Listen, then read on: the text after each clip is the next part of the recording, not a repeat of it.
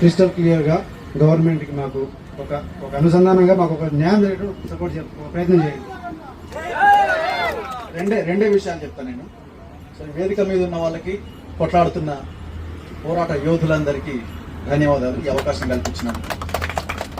ఒకే ఒక లైన్, పోరాటం తప్ప ఇంకొక అవకాశం లేదు.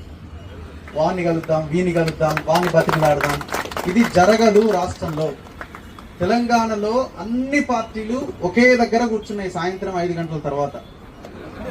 ఒకరోజు బీఆర్ఎస్ పార్టీ ఫామ్ హౌస్ లో కూర్చుంటారు, ఇంకోసారి కాంగ్రెస్ అయిన ఫామ్ హౌస్ లో కూర్చుంటారు, ఇంకోసారి బీజేపీ అయిన ఫామ్ హౌస్ లో కూర్చుంటారు.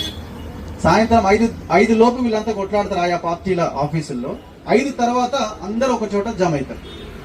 ఆ జమ ఏమేమి సంపాదించాలి, వాళ్ళ జేబులలో ఏం నిండింది, రేపొద్దున ఏం చేద్దాం, ఈ ఎజెండాతోనే ఉంటారు. సో పోరాటం తప్ప వాళ్ళని మనము పొలిటికల్ గా ఖతం చేస్తున్నామనే ఆలోచన వచ్చినప్పుడే నిర్ణయం తీసుకుంటారు. ఇది మనం గుర్తుపెట్టుకోకపోతే ఉపయోగం లేదు.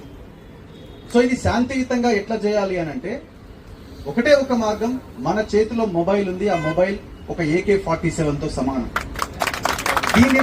దీన్ని మనం మన పోరాటానికి ఒక ఆయుధంగా ఎలా ఉపయోగించాలి అన్న దాని మీద మనం దీని మీదనే ఒక రౌండ్ టేబుల్ పెట్టాలి. అసలు ఈ ఫోన్ ఎట్లా వాడాలన్న దాని మీదనే ఒక డిబేట్ చేయాల్సిన అవసరం ఉన్నది.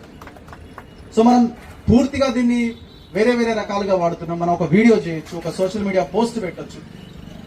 సో ఈ రకంగా మనం పోరాటం చేసినప్పుడే సమస్యకి పరిష్కారం దొరుకుతుంది.